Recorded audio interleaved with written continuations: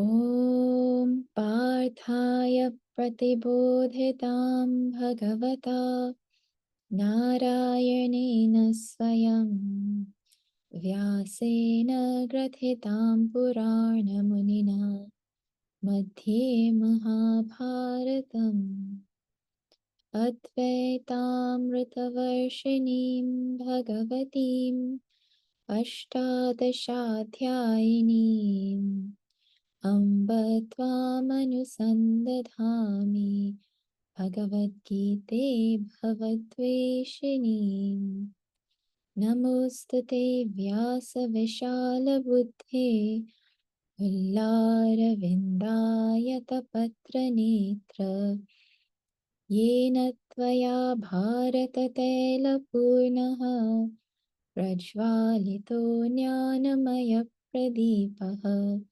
Prapanna Parijataya Totra Vitraikaparnaye Jnanamudraya Krishnaya Gita-mritaduhe Namaha Sarvopanishado Gavo Dogdha Gopalanandanaha Partho Vatsasudhir Bhokta Dugdham Gita-mritam Mahat Vasade Vasatam Devam Kamsachanuramardanam Devaki Paramanandam Krishnam Vande Jagadgurum Krishnam Vande Jagadgurum Hari Om.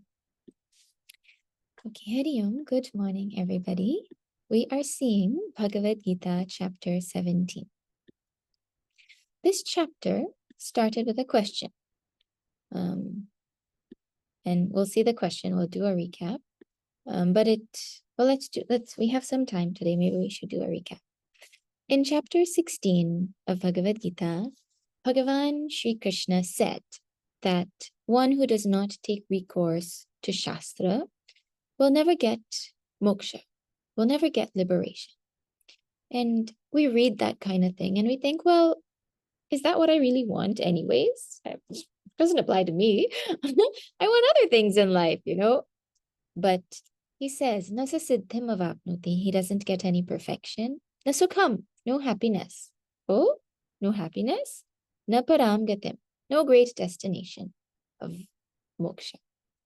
And here he's emphasizing the importance of Shastra in our life. Huh? Why is Shastra so important in our life? Well, first of all, this word moksha, we've talked about it so many times. When we say it in Sanskrit, or when we say freedom, when we say liberation, it doesn't mean anything per se to us.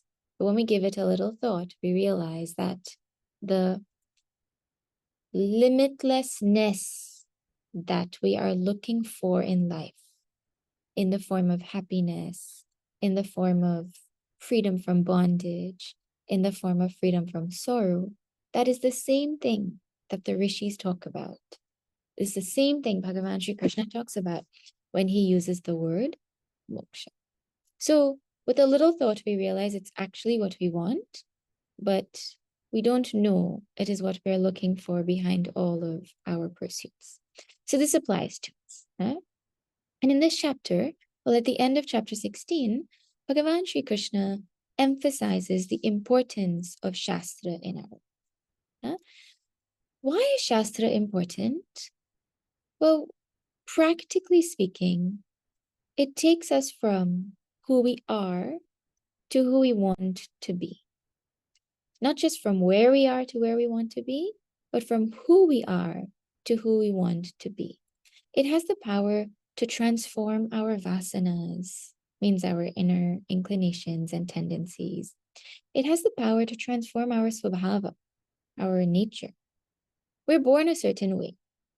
And because change in vasanas and nature is a very, very slow process, most of us die that way too. So we're born a certain way and we die that way as well, with very little change. But Shastra has the power to change our swabhava and our vasanas very fast. It's like a reconfiguration of our personality fundamentally and practically at the same time.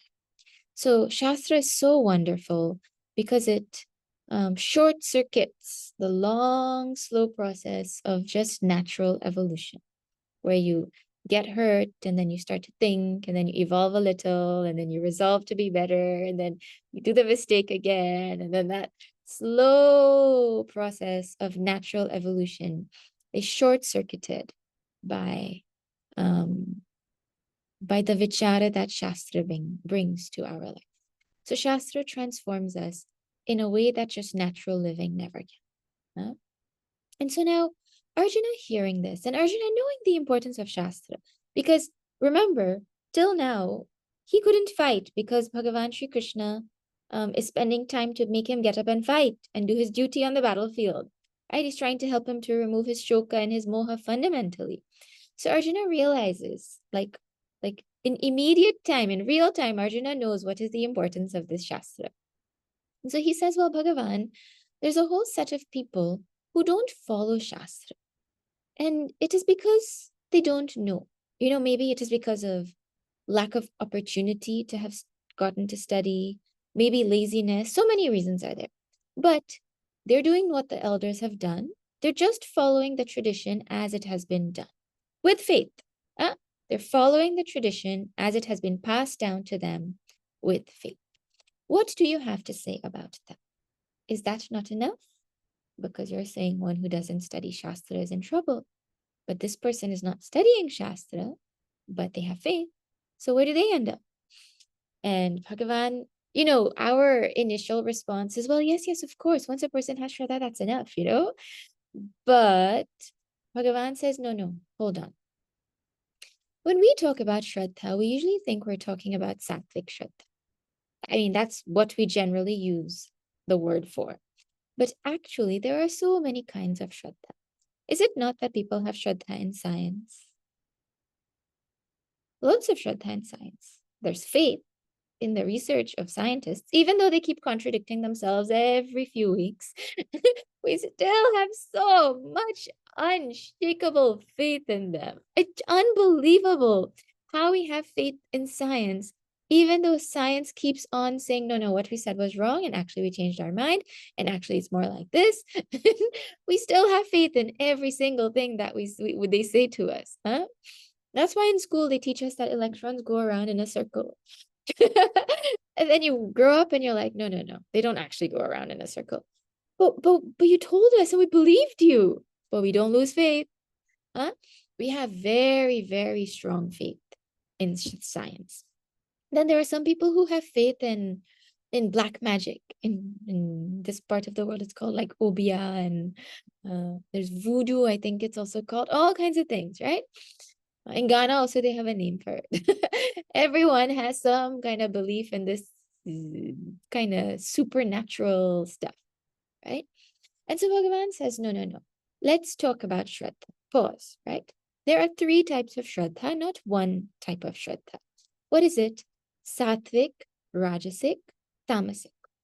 And so, Arjuna, if you were asking whether the person has who has Shraddha, are they Sattvic, Rajasic, and Tamasic? No. You have to first think what kind of Shraddha they have, right? And so, for example, somebody is doing rituals that their ancestors did, but they're doing it out of fear. If I do it, then, oh God, if I don't do it, God is going to punish me, right? Then there are some people who do it because if I don't do it, Bhagavan is not going to bless me with money or good health, right? So you see how doing what elders did with faith, just saying with faith, is not enough information. So Bhagavan Sri Krishna is like, let's double click on this Shraddha word and think about it a little bit. The first thing is Shraddha is not something that can be seen directly. It has to be inferred based on our other actions. There are so many other things in life like that. For example, somebody who takes probiotics. They can't see the microbes in their gut increasing or decreasing. They have to infer based on how they're feeling if that is working, right? In the same way, just saying you can't see Shraddha. It's not like a visible thing. So Bhagavan takes time to point out how we can see what our Shraddha is through these other things that we can see in our life. And it is so important because there's phrases like Yo yat Shraddha sa eva saha. As is a person's Shraddha, so is a person. Our Shraddha determines our life. It determines our vision. It determines everything about us. And Shraddha mayoyam purushaha. Shraddha is what constitutes a person. And actually in the Upanishads, it's also told that Shraddha is that because of which the truth is known. If somebody doesn't have Shraddha, that there's something called the law of karma, there's something called Brahman, there's something called happiness, which is not in objects, but it is in you, right? If you don't have Shraddha in those statements, could you ever actually logically understand how they are true? And let alone come to experience it for yourself? So Shraddha is super, super important.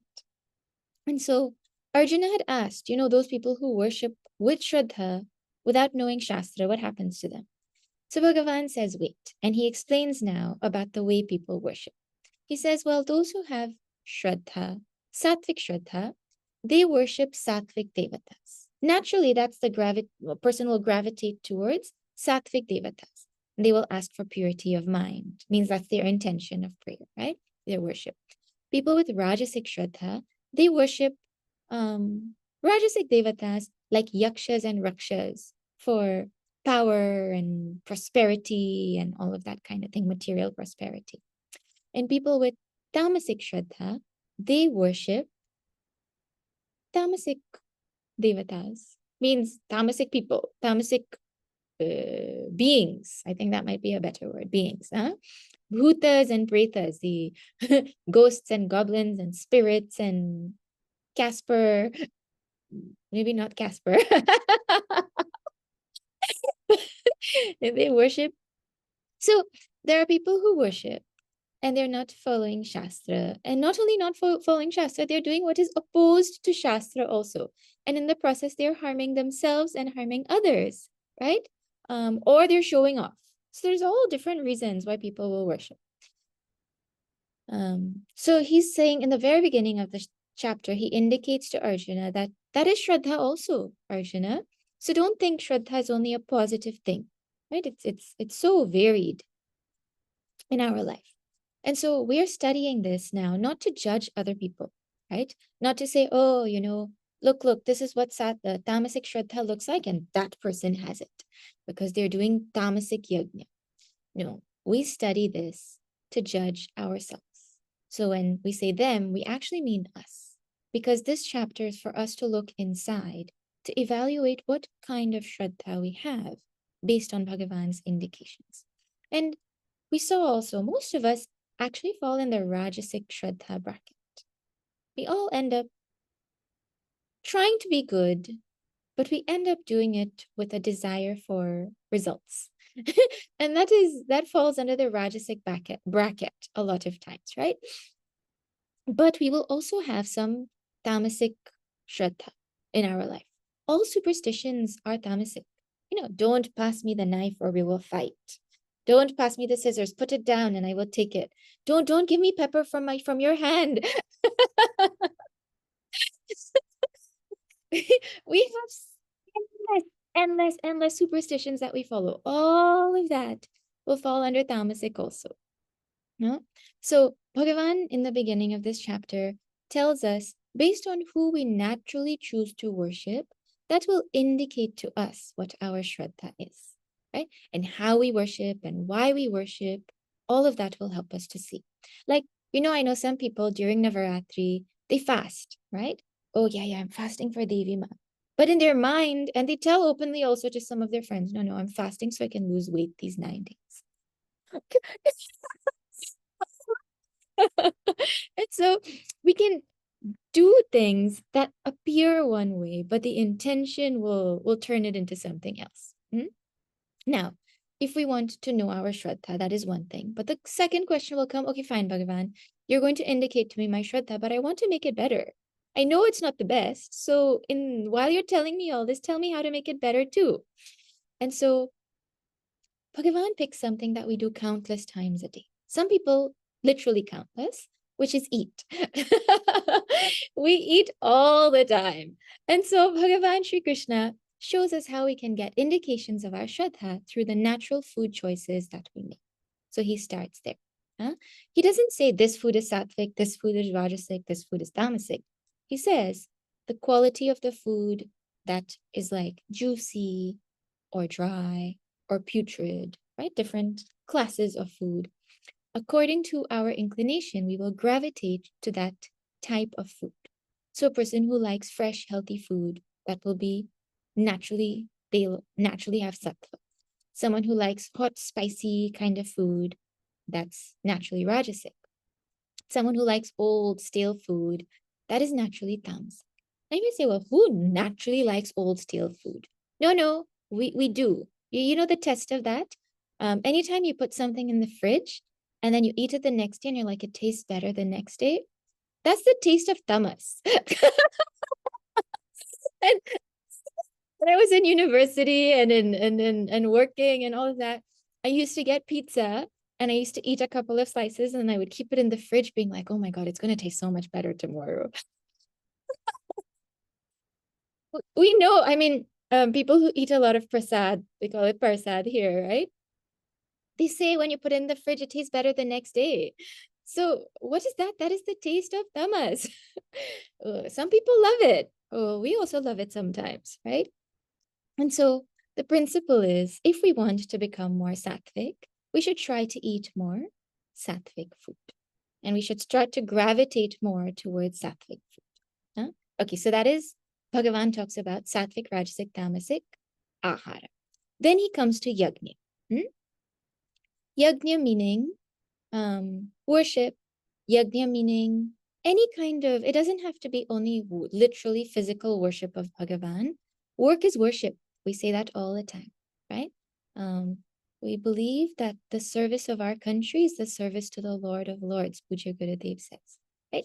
Anything that we do that is done with, means any karma that we do as duty and all of that will also fall under this topic of yajna. So now, sattvic yajna. Well, according to Shastra, we do this yajna, not wishing for fruit, meaning there's no selfishness, and not and doing it, understanding it to be our duty. Means we're not doing it because we want something, but because we ought to be doing it. It's duty, that's it, right? And duty is supposed to be rewardless and thankless. We're not supposed to do duty looking for something from doing that duty. Okay? Then rajasic yajna, that is when I do it thinking about the fruit, or I do it to show off, right? I do it, well,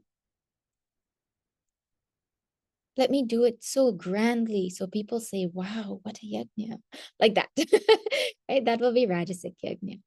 And then tamasic will be namesake, right? No vidhi followed, doing whatever they want. Like, I tell you a true story. One father had told his family that, I don't believe in all this kind of samskara business. And when I die, after you cremate me, I want y'all to go home and eat my favorite meat. True story. And they really did. The night that he died, after they finished the cremation and everything, the Antyeshti Samskara, they went home and they had some meat for dinner. Huh? Now you wonder, well, why did you do the cremation in the first place? Like, why did you follow the vidhi of the cremation then, if you don't believe in it? So we have such like warped ways in which we think about things. But a tamasic yajna will be we're not following Shastra, rejecting it, doing things in opposite ways, no dakshina given. People say, no, these pandits are getting too fat and do this, and I'm not giving them anything. You're supposed to do what the Shastra says. But when you don't and you think you know better, well, that is called tamasic yajna. Then we come to tapas. Tapas is not, Bhagavan doesn't start first with sattvic, rajasic, tamasic, but tapas. First he says, hold on. Let me tell you what tapas looks like at different levels of the personality. So he says at the level of our body, tapas is Deva Dvija Guru Pragnya. Worship to means reverence, service to devatas, divine beings, Dvija, brahmanas, Guru, our spiritual Guru, Pragnya, all wise people, then cleanliness, no unnecessary movement, Arjavam, Brahmacharya, discipline, Ahimsa. And so you see how this is called body tapas because we're primarily using our body to execute this tapas. Huh? Then speech. Anudvega karam, not painful. Satyam priyam hitam, truthful, loving, beneficial, and mitam, measured also. That by extension that comes. Huh? Then for mind, Bhagavan had said, keeping our inner peace, cheerfulness of mind, monam, meaning disciplined speech, control of our body, senses, mind, means with our mind, control over the rest of our personality, and purity of bhava, of intention, of emotion, like that. Huh? And this is tapas because it's not easy. Tapas means literally that's something is burning. Huh? When something burns, that thing transforms into something else. And so like when you burn gold, the impurities are burned away. When we burn in our personality because of any tapas, our impurities also get burned away. And that is what tapas is supposed to do. It's supposed to burn. Mentally, physically, both, always tapas is supposed to burn. Right? Not supposed to be easy, otherwise it wouldn't be called tapas. Huh? Then, sattvic, rajasic, tamasic tapas. Now he says sattvic will be following these without a desire for fruit, meaning follow it selflessly, follow it understanding that it's the right thing to do, like that, then it will be sattvic. Rajasic, well, doing it desiring fruits, that's easy. Everyone should know. Rajasic means desire results. Rajasic equals results, like that. Huh? Sattvic equals selfless. Don't say sattvic equals selfish. And tamasic equals trouble. So selfish, results, trouble. I mean, that's not the official definitions. That's just a nice, funny way to remember. Okay. Rajasic, then tamasic will be, doing tapas with erroneous notions or doing it to cause pain to other people, even if it means harming yourself. You know, all the Rakshasas did so much tapas to get boons, but what were their boons? You know, it's so interesting. They do so much tapas. It's called Ghora tapas. They literally do like terrible tapas they do, right? And because of that intensity of tapas, every karma has to have a result. So the intensity of tapas that they do brings Bhagavan in front of them. The Lord of the universe comes in front of you. And what do? Bhagavan, I want a boon to kill this person. Really? The Lord of the universe is in front of you. But because the tapas was tamasic, they can't even see the blessing that is there in the form of the Lord of the universe that is there in front of them. So they lose out on the greatest goal and they get some little thing to go and harm somebody else and they harm themselves in the process. Tamasic tapas. Then dana. Well, dana, sattvic dana, giving. I'm not going to use the word charity. It's not a donation. It's not charity. Dana. Just learn the word dana. Huh? Datavyam. It is my duty. When somebody has a feeling that it is my duty to give, then it is sattvic. When someone gives without expectation for anything in return to the right person, at the right time, at the right place, then that is considered sattvic. What all that is, you all can go back and watch if you forgot or read back what Bhagavan Krishna described, right? Rajasic is giving with expectation. Well, I'll give now so I get punya. I'll give now so that, they say that whatever you give here, you're going to get in return in Swarga. People calculate like that. And they're like, oh, I better give, right? And another thing that indicates it's rajasic is if you give and then afterwards you feel bad about giving so much. Oh, shouldn't have given 1,000. 500 would have also been okay. It hurts that you gave so much. It's rajasic. And then tamasic. Well, so see, sattvic is you're giving the right stuff in the right attitude. Rajasic, it's right stuff, right time, place, everything, but the wrong attitude. Means selfish attitude. And tamasic, well, it's not even the right time, not even the right place, not even the right person, and not even the right attitude. Wrong way, wrong everything. Tamasic, done. We have to make sure that we are not doing tamasic dana. We do tamasic dana a lot. I feel like I'm doing somebody a favor when I give them stuff. That's wrong attitude. Huh? I feel like I am superior and they need me and they need what I'm giving. And that's superiority complex. Condescending. Right? So we give things that we don't need anymore without thinking if the other person's going to need it. Tamasic. Right? I told, no? The people bring to the ashram, well, when we were in Toronto, people would bring one side of a shoe, torn clothes, in the name of donation for clothing drive. Like, what? What? Or you wore clothes and you didn't wash them and you dump them in a bag and you're like, I don't need these anymore, and you give them. So dana also, there's a way, Anyways, like this, Bhagavan highlights sattvic, rajasic, tamasic, food, yajna, dana, and tapas. Why yajna, dana, tapas? I mean, food we understand. Food is because we eat all the time, we eat every day, and it's like 10 times a day opportunity to evaluate our shraddha, If we're not physically eating, we're thinking about food. So countless opportunities are there for us to indicate our shraddha to ourselves, right? Then why yajna, dana, tapas? Well, see, tapas. Tapas means discipline, right? Tapas means discipline. And it is important because it is the way by which we conserve energy. On one side, we spend half our life complaining we don't have enough energy to do all the things we want to do. Oh, I'm so tired by the end of the day. I'm so tired by the end of the week, or whatever. I don't have energy to study. I don't have energy to meditate, or whatever. I don't have energy to do the things that are important to me. Very, very big complaint. Well, here's a technique. Tapas is that by which we conserve energy.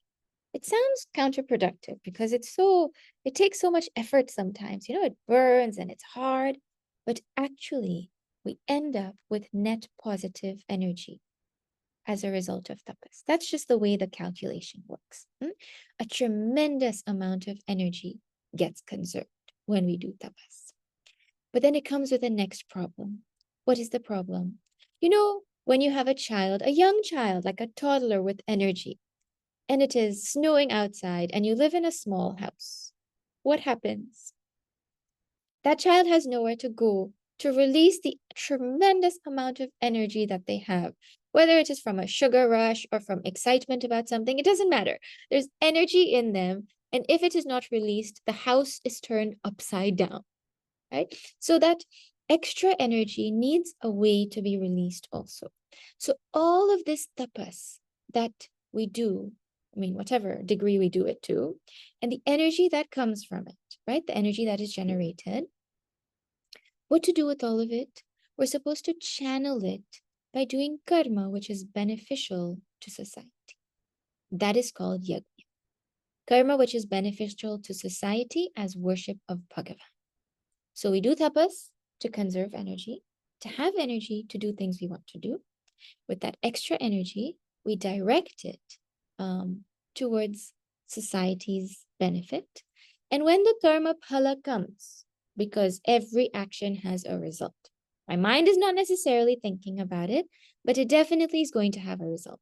And so when that result comes, when the phala comes, when the fruit comes, dana. I share it. Why do I share?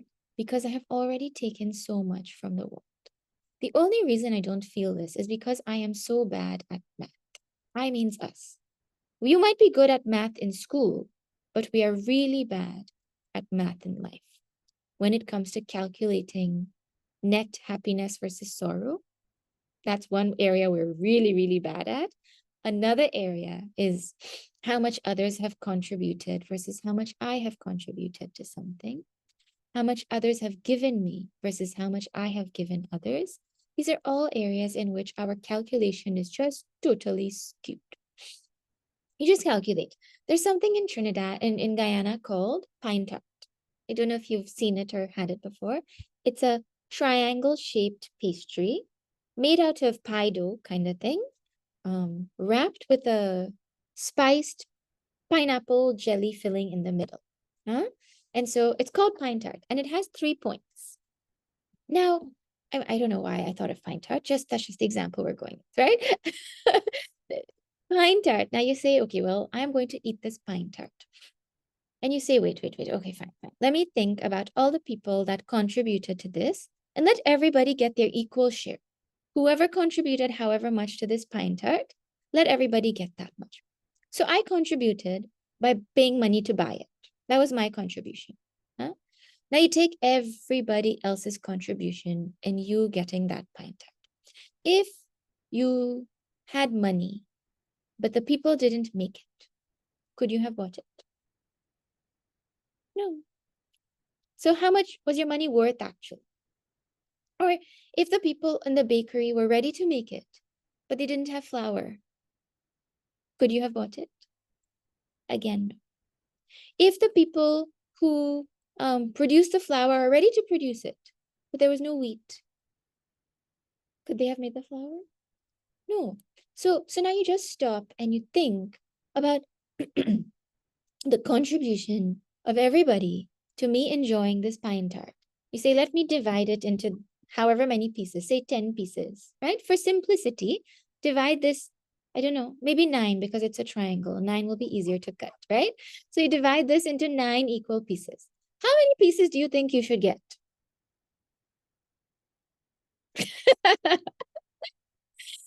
How many pieces should we actually get?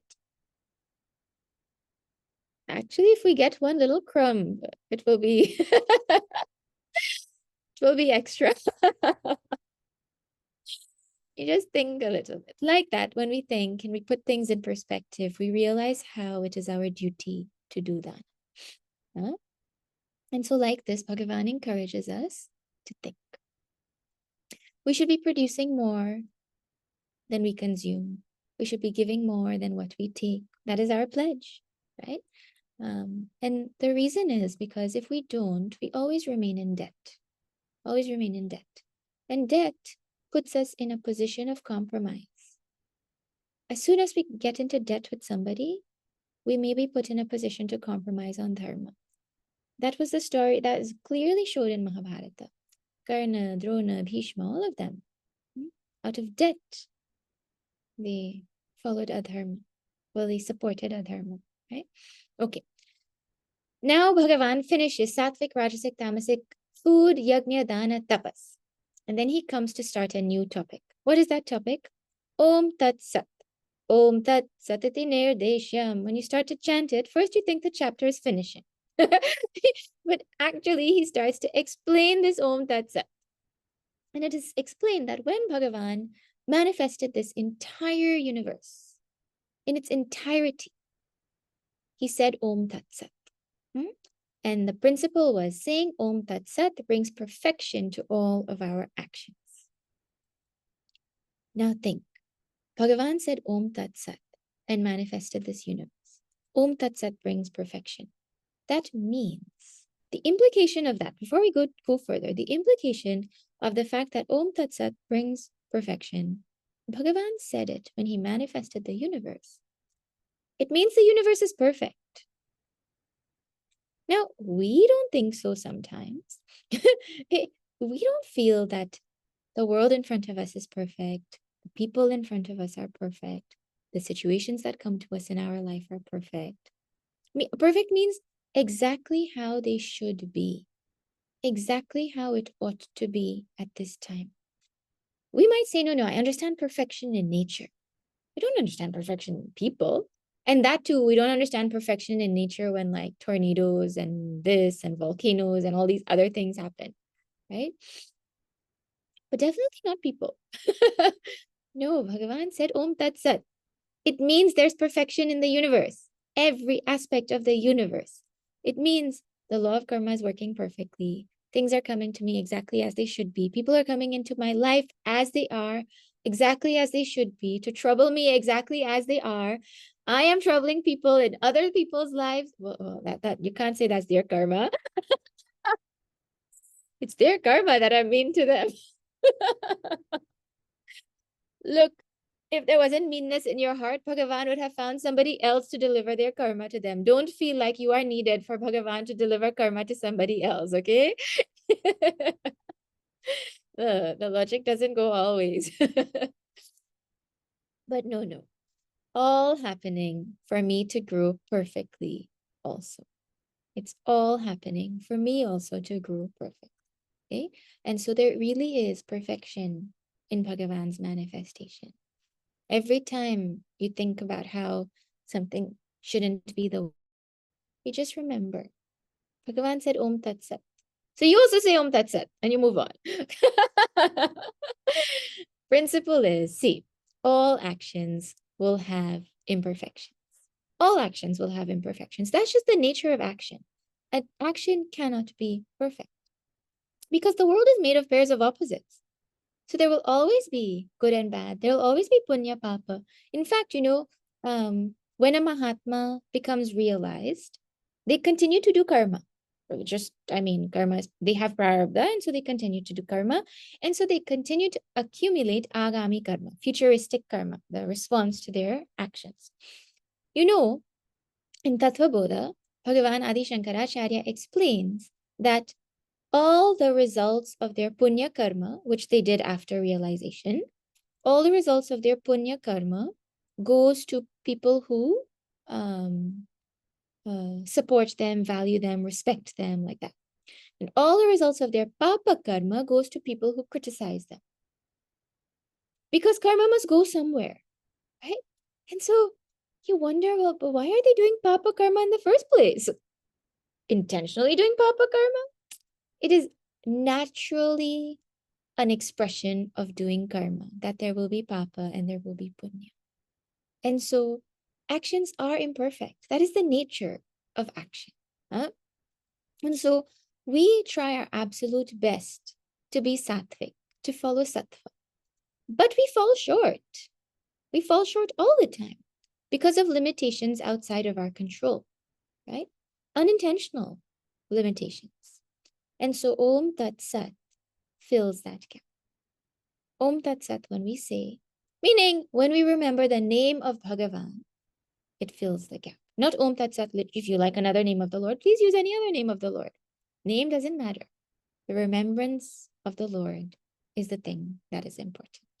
It makes karma, which is impossible to be perfect, perfect. The power of Bhagavan's name makes it complete. We say this at the end of puja also. Mantrahinam, kriyahinam, like that, right? Paripurnam tadastu me.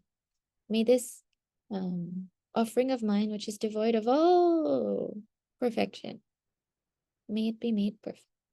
May I remember you, right?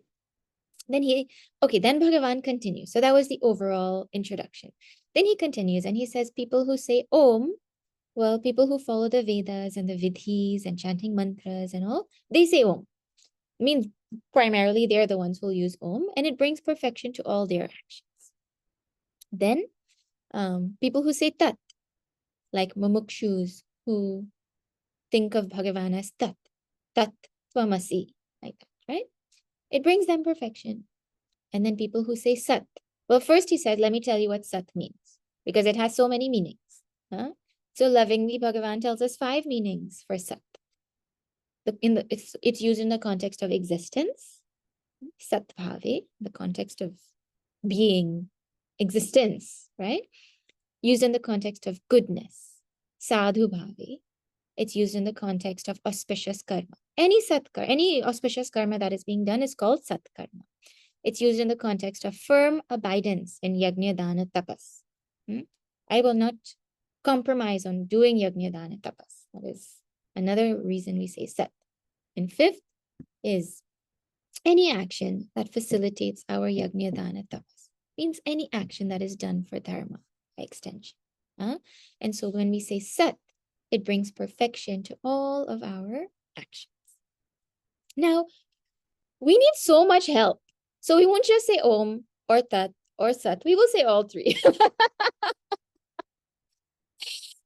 Vishnu Sahasranam, 1,000 names of Bhagavan.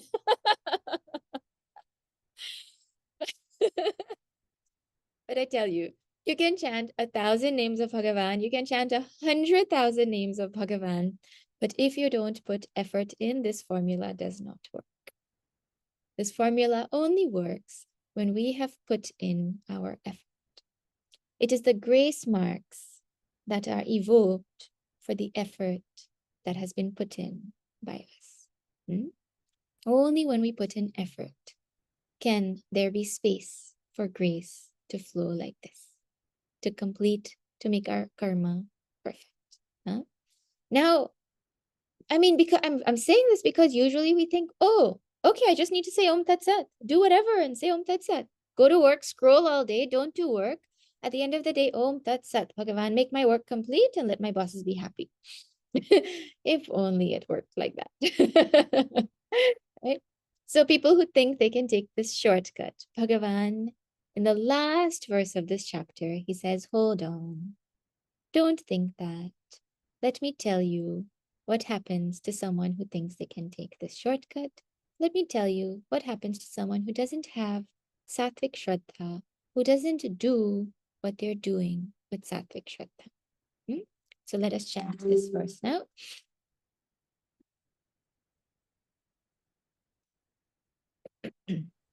Ashraddhaya hutam dattam अश्रद्धया हुतं दत्तं tapastaptam kritam chayat तपस्तप्तं कृतं च यत् asadityuchyate partha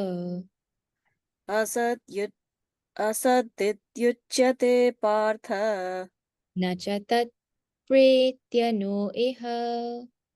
न च तत्प्रेत्य no इह.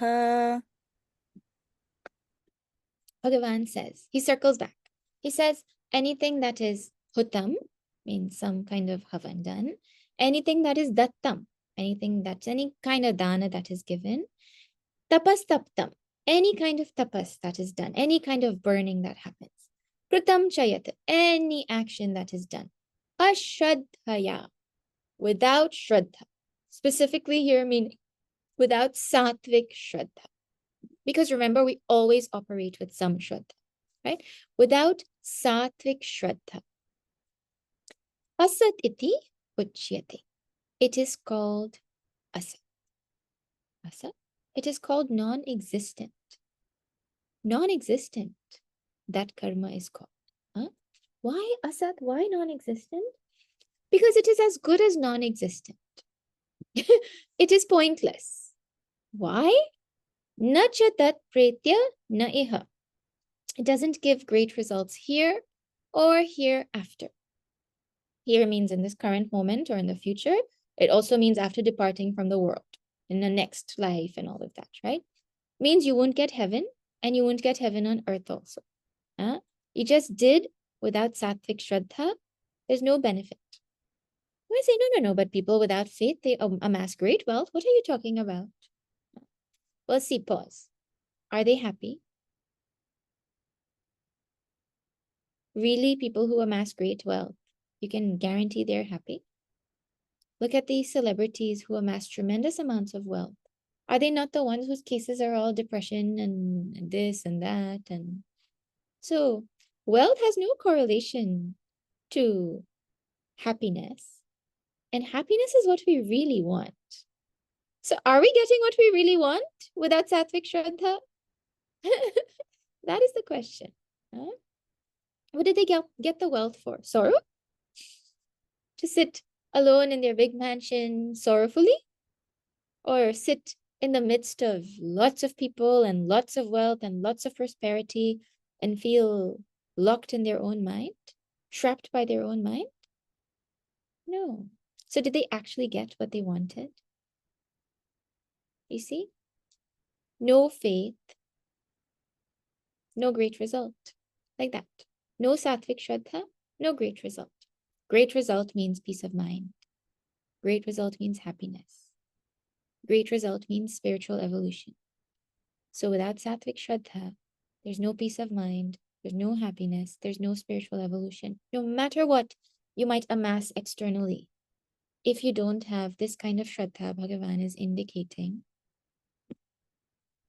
a shraddhaya looks like, I'm doing it because everybody is doing it. I don't have faith that it works, but I just have to do it. Or I'm doing it out of fear, like that. The implication of this whole thing is, whatever we do, we should do with shraddha. Maybe it's imperfect sometimes, but we should do our best and leave the rest to God. We should remember Bhagavan and let his remembrance complete the gap. You know what happens when we remember Bhagavan? We actually remember that I am small, I am limited. Bhagavan is the one who is limitless. We remember, we put into perspective our place in the universe. We see the world as it really is. And so remembrance of Bhagavan, it brings a reality check to our life, but in a loving way. Not in a way where we feel depressed and bad and, oh my God, my life is so little, but in a loving, compassionate way. So it brings a reality check with love. And that reality check with love is what helps us to grow. So remembrance of Bhagavan is such a powerful, irreplaceable thing. People who don't have love for Bhagavan, really, it's a very sad life that they live. I'm not saying it in a mean way, just they're losing out on the opportunity for so much compassion by having the presence of Bhagavan in their life. Bhagavan can be there for anybody who wants. It's not like other things in this world where it's limited resource and only one person can get it. And oh, thank God they don't have love for Bhagavan, so I can have more. It's not that. Every single person can have it, But anyways, we're so blessed to have it in our life. And if it is in your life in a tamasic or rajasic way, well, now it's an opportunity to try to make it more sattvic by reflecting on it. Okay? Remembrance of Bhagavan transforms our life. In the beginning of puja, how everyone has cleaned everything and done everything and prepared all the samagri and everything is ready, and now you sit for puja. And then we say Om Apavitra Pavitrova, whether something is impure or pure. Whoever remembers Bhagavan, inside and outside, everything becomes pure. It is impossible for us to actually purify everything fully, outside and inside. So remembrance of Bhagavan helps us. And so we study this chapter to try to make our life less tamasic. Definitely no tamas. We try to move to at least rajas if we're in the tamas bracket, from rajas to sattva, and finally move to transcend sattva as well. But Bhagavan, you could have just told us in the beginning, do your best and remember me and everything will be fine. How many verses you took to tell that one line? Well, the implication at the end of studying this chapter is totally different than if Bhagavan just said, no, do your best and leave the rest. How many times have you heard that statement? Do your best and leave the rest. Have you done your best and left the rest? It's so interesting. The more we develop love for this tradition, the more we wish there's longer explanations for these kinds of things. Like someone will ask a question to a Swamiji at a yajna, and the Swamiji, you'll be like, oh my God, that's such a good question. I always wanted to know the answer. And then Swamiji will give like a half a sentence or one sentence response, and you're like, no, say more, please say more. This is Bhagavan saying more for our benefit. Without us asking, he's saying. Okay. Last thing. This chapter is called Shraddha Traya Vibhaga Yoga. Right? The yoga of the 3 types of Shraddha. So we'll end this chapter reflecting finally a few more minutes on this Shraddha. We are all born with Shraddha. Please use the word Shraddha instead of faith. Faith just has a different connotation than Shraddha. The word Shraddha should evoke a feeling in your heart. You know, we are born with blind Shraddha. A baby is born with blind Shraddha in their parents, right? I can't remember which class. Oh, I think it was Ramayana class we were talking about this topic, huh? We have blind Shraddha in pilots. Correct or wrong? More than that, we have blind Shraddha in brand names. I was giving the example that if there's a no-name flight for $100 to come and visit us in Diana, and on the other hand, there's a $800 flight to come visit us, brand name, which one will you take? That's faith in what? Faith in brand name, isn't it? Then you take that pilot out of the no-name flight and put him in the brand name flight. Will you not still pay the same 800? So what is your Shraddha actually in? We don't question the kind of we have really amusing Shraddha. I tell you, you think a little bit about your Shraddha and it's like self-entertainment. You don't need Netflix and shorts or anything. Thinking about our Shraddha will give us all the entertainment that we need. What? That is hilarious. Our Shraddha is blind. We're born with blind Shraddha. Huh? But Shraddha, in our tradition, Shraddha is supposed to be the head of the intellect. It's an intellectual function. Huh? And so over our life, we are supposed to move from blind faith to understanding. I always thought that Shraddha was blind faith. When I heard the word Shraddha, in my mind, the translation was blind faith. And then one day I heard Swamiji say that only by thinking our Shraddha grew. And I was like, well, how is that? Right? Because Shraddha is not actually blind. It's not supposed to be blind. Huh? We're supposed to have Shraddha in Vedanta. We're supposed to have Shraddha in Guru. Vedanta means Shastra. We're supposed to have Shraddha in Brahman, the fact that there is a reality. We're also supposed to have Shraddha in ourselves. That if Shastra is saying, I can do it, if Guru is saying, I can do it, and I can become more sattvic, I can transcend the gunas, then I can. Why can't I? If he has faith in me, why don't I have faith in myself? Right? So Shraddha in oneself is a very important part of our journey. And the 5th one that's added is Shraddha in sadhana. In the fact that if I do this sadhana, the result is guaranteed. Shraddha in the sadhana, and that allows me to do it. Guru won't lie. Shastra won't lie.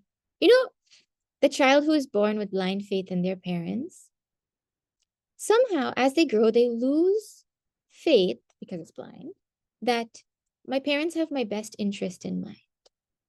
When they don't think about it, they lose faith. When there's no thinking, faith is lost, right? And so when they don't develop Shraddha born of thinking, they have so many issues as they become teenagers. They think my parents hate me, they don't understand me, and all these kinds of other thoughts come in the mind. Because blind faith is not enough to take us through life like that. Shraddhavan labhate jnana. It is only one with Shraddha who gains knowledge. Bhagavad Gita chapter 4, maybe it came? 4, I think. Huh? In Ramayana, we saw just now, recap, only when, Bhagavan Sri Rama and Lakshmana were together their entire life. In fact, Lakshmana is the one character who spends the most time with Bhagavan Rama. So nobody in Ramayana who spends more time than Lakshmana with Bhagavan Ram? No, not one single person. So Lakshmana is with Bhagavan Ram literally all the time. But it is only after they go to Panchavati that Lakshmana asks Bhagavan Sri Krishna, Sri Rama, to give him Ram Gita. He asks, what is jnana, what is vairagya, what is maya, what is bhakti, what is the difference between jiva, ishvara, like that. He asks these questions. And the symbolism there, Panchavati symbolizes Shraddha. And the symbolism there is that only when a person has developed Shraddha, a certain qualification, can they be qualified for knowledge. One day I was talking about Shraddha like this, and somebody asked me, if your guru tells you to jump off a building, will you do it? Shraddha, Shraddha, Shraddha. Will you do it? You'll have to think for yourself what your answer will be. But if you think a little bit, the principle is, I have so much Shraddha that I know my guru will never tell me to do something that is not good for me. So A, he will never tell me to do that, right? But B, even if he does, say, well, I have faith that it is good for me. Not blind faith, but faith born of strong conviction that my guru will never, ever do or say something that is not good for me. Yeah. How many of us have that kind of Shraddha? So there's room for us to develop Shraddha by thinking. You see? Okay. Like this, the chapter ends, Shraddha Traya Vibhaga Yogo Nama, which is called Shraddha Traya Vibhaga Yoga. And it ends with Om Tat Sat. So I also say Om Tat Sat. At the end of a chapter, we say Om Tat Sat. If we make any mistakes, we made any mistakes in chanting, if we made any mistakes in studying, if we made any mistakes in understanding, if we made any mistakes in me understanding and me saying and you misunderstanding, all of that because of my words. If I said something that made you think something other, we say Om Tat Sat to perfect the imperfections that persist as a result of our best effort. Okay, now chapter 17 has finished. And like I said, we just started this semester, but it doesn't mean that class is finished. We will do chapter 18 next. Chapter 18 is the longest chapter of the Bhagavad Gita. 78 verses. Now you just see how long chapter 17 took us. Oh God, whole life we're going to be studying chapter 18 now. That's it. Forget everything else. But this chapter 18 is so, so beautiful. It is, Guruji, there's a section that comes in this chapter which Guruji titles Vision of Transformation, because it is a phenomenal, practical summary of what has been said. And at the same time, it also summarizes the philosophy. It doesn't forget the philosophy. I mean, the philosophy is the fabric of the Bhagavad Gita, right? So that'll be there too. But he very, very powerfully gives now a vision for our transformation. This topic of Sattva, Rajas, Tamas is going to continue. He's going to talk about Sattvic, Rajasic, Tamasic vision and karma and happiness and actor and all kinds of things are going to come still. So beautiful chapter coming up, Bhagavad Gita chapter 18. So we'll start that next week.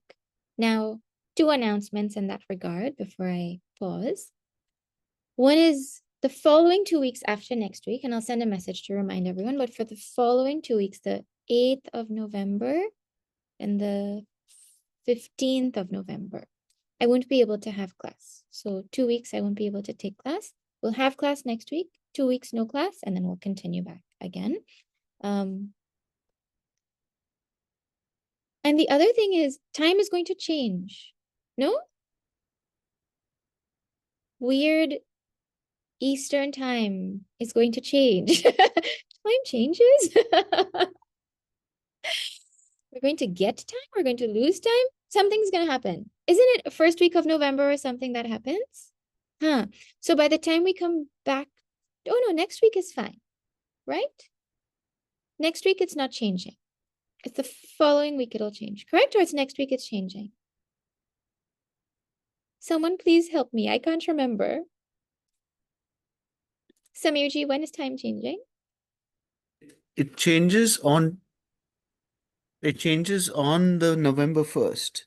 Oh, okay. So then it's important for us to talk about this now. Because in Guyana, we'll be in a different time zone, and Trinidad, and in Toronto, y'all will be in a different time zone, and we'll sign up for class at different times. So let me see if I can start this poll. How do you start a poll? Time will change for this class. We just have to figure out how to change it. Launch. Oh, there we go. I made a poll to ask if we should move. I want to see a lot of Toronto people are in this class, but we also have people in Trinidad and Guyana. So we can have class 5:30 a.m. EST, which is 6:30 a.m. Guyana time, 6 a.m. EST, 7 a.m. Guyana time, or 6:30 a.m. EST, 7:30 Guyana time. So let's see, based on the availability of everybody, I'll please vote, and then I'll send the poll again. I'll ask you again to respond in the WhatsApp group with a poll to figure out what the best thing will be to do. Yeah, it will become very early for some people also if we